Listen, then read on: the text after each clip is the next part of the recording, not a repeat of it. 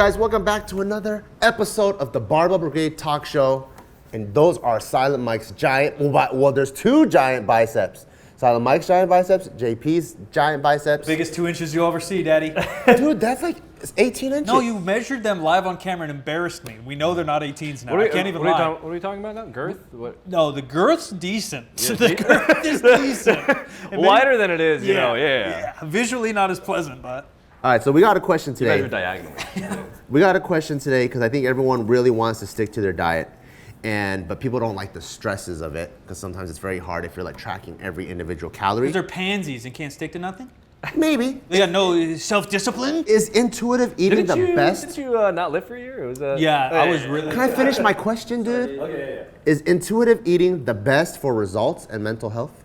Oh. Mental health, maybe. You know? There is like a big push. I think as anything new comes about in any industry, then you get creators talking about it, and it gets even more popular than it maybe should. I think it comes in waves, right? It comes back around. For sure, but like flexible dieting wasn't even a thing in the 90s. There's no such term, and so then it's just chicken and broccoli. Diet. Yeah. And then early 2000s, everyone's like, "Oh my God, Pop-Tart get jacked." Whoa, look at this, Oh man, and people took it to extremes. And then the extreme comes, and then someone else comes in like, "Oh no, that's bad now." Yeah, I don't use an app. I don't use my app. All I do is I have found more people talking about intuitive eating now. What exactly is intuitive eating? I think this is good. I think it's a meathead term for eating normal. So right, like how embarrassing is that? Like so eating weird? when you're hungry. We need a term for that. Yeah. Well, I'll just get fatter if I kept eating when I'm hungry.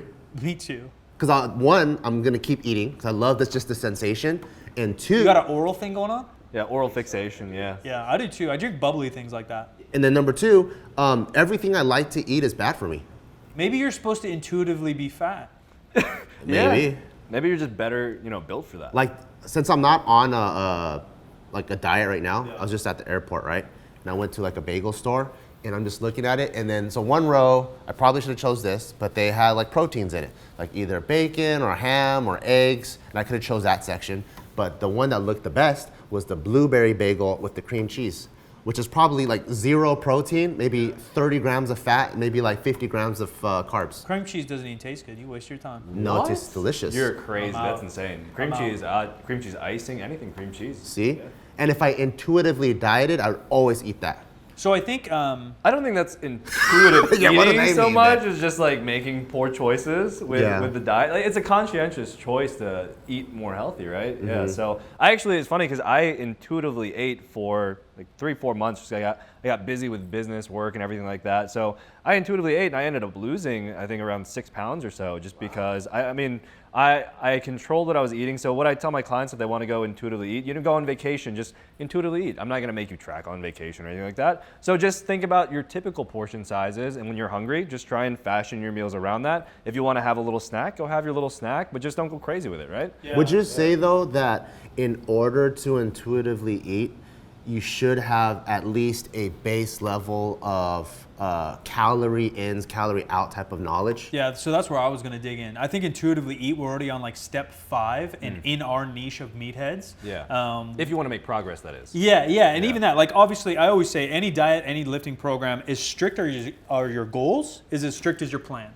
Right? So if I'm trying to get dick skin shredded, you're eating the same thing. Yeah, you got to track every grain of rice I put in my fat face. If you want to get abs, you might not have to do that. You might be able to be somewhere in between. Basically what I've been doing. Yeah, so and it's possible. Lax. But I think Bart's right. Most people don't even know what 100 calories looks like of fruit, or what 30 grams of protein looks like in a steak. Or even you take the regular person and you put like a porterhouse steak and a T-bone, which one has more fat? No clue. They're gonna be like, oh, I don't even know. Yeah, so I'm not a huge fan generally speaking, because when we talk online is much different than I would talk to a one-on-one client, because I'm talking to such a broad audience, you don't know who's gonna take what. I think elimination diets have a place in people's lives. I think tracking meticulously has a place in people's lives as teaching tools. Do I think that a human needs to eliminate all gluten from their diet for their life? No. Do I think every human needs to weigh and measure everything we eat for 30 years? No. But doing both of those things, you find and feel how your body reacts. You find and feel how many calories you need to feel this way, to feel that way, to fuel a workout, to get lean, to gain, like you said, calories in, calories out. And people know that concept, but until you've lived it, you don't know.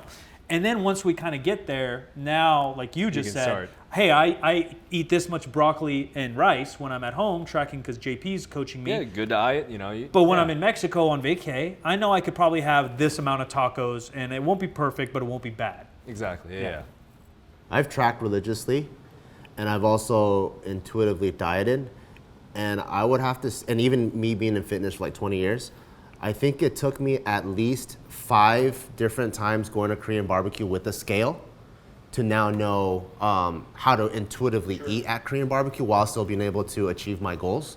So I'm like, man, if that's what it took for me, and people want to just jump in, hey, I've only been lifting for 2 weeks, I want to intuitively diet now. Yeah. I'm like, I don't know how conducive that is to people's success. And a small percent might be fine. But so much, I mean, we're think about undoing 18 years of habits. And whether they're good bad habits, or neutral habits. And they expect to undo it in like 12 weeks, right? Because we were raised however we were raised. I was raised in an Italian family. You're taking seconds and you're emptying your plate, right? Like my parents. A lot of food. My parents didn't grow up very rich, so we're eating all the food that's fucking in front of us because you're a little brat if you don't, you know. So and I love food, so exactly. They make you finish the plate. So even if you're not hungry anymore, I feel like that does mess people up sometimes. For sure. You're forced to finish the plate. Some people might not, or some people might have the opposite. They might have free reign and just eat like a bird. You know. For me, it was always my parents telling me to eat more. You know, because I was a skinny kid. Yeah. So much is person dependent, and that's why it's hard to talk broadly on the internet rather than a one-on-one client, because you need the context. You don't know how they live, how they feel, how they eat. I think generally speaking, if we just want to give this like a grade, I think intuitively eating is a great goal. I think it's B plus goal. If everyone hypothetically could go by feel and reach all our physique and strength goals, that'd be awesome. Is it possible? Maybe not. I mean, I do know some very, I'm sure you know plenty as well, like lifters who look great and they're very strong and they intuitively eat and they do great with it. And I do think it's because they build up that base over the years, right? But if you're somebody who already has issues with your diet and you have no idea portion sizes, whatever, you don't know the macros, you're not gonna be able to get your protein in if you're intuitively eating, then I think you should probably build up from that. But it also just depends on the person again, Context. Some people have the genetics for it. Yeah. They can literally eat salad and just get bigger. Yeah. I mean, if you got good genetics, then you could basically do whatever. And people always ask me, how do I know if I have good genetics? If you have to ask, you don't have good genetics. If you're the kid in class wondering why no one else has a six-pack, you have really good genetics. Part of the issue too is just America as a whole, right? We have so many issues with our relationship to food and overconsumption that we're trying to unwind. When was refrigeration fucking invented? In the 30s or some shit? We're trying to unwind 30 or 100 years, of just weird culture around food.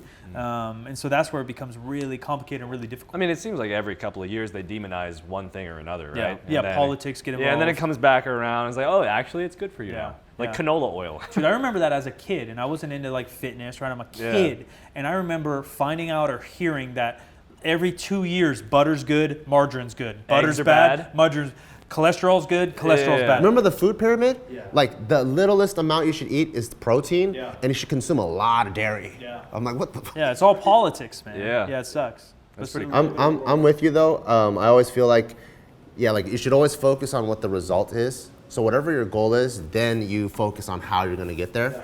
So obviously the more of elite of a result you're trying to achieve, you need to count every single calorie. And then the analogy that I would paint would be like lifting weights too, right? Like if you don't care about, or you don't have an exact number you're trying to hit, there's probably no difference between hitting 185 or 225 or 250 on whatever given lift.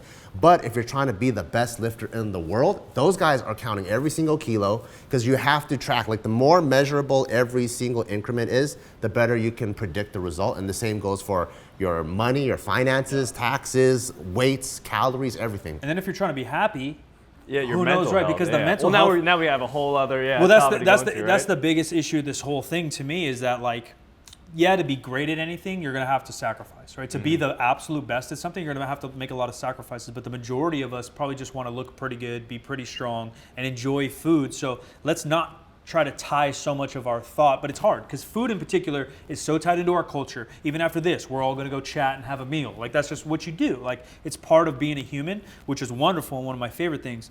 And then you find something that works, and then you tie your identity to it, and now we're really fucked. Oh no, I'm keto.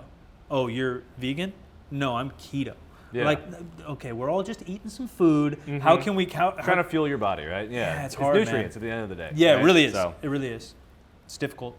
Do you have a certain like thing that you tell your clients that they need a certain level of experience before they can intuitively eat? Or if, like, let's say a beginner is just gonna go on vacation, do you give some pointers to them that maybe our listeners can take away so that they can go, okay, these are some like 1, 2, 3 things I can keep in mind if I were to intuitively eat? So when I get a new client, they're obviously all trying to make the best progress possible. So I'll try and get them on tracking their macros and things like that right off the bat.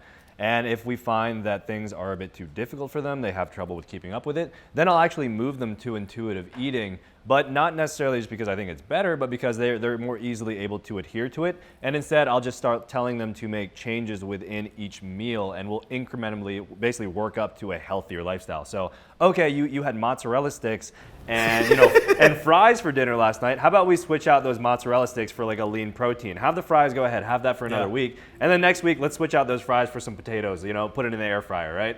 And then we just make changes like that. And over time, you'll see people still, body recomposition, they'll get leaner, and they're like, wow, these are great results. Okay, well, you like that. Well, let's turn up the dial a little bit and start tracking your protein a little bit closer. So now we'll just start tracking protein. You don't even have to worry about the calories.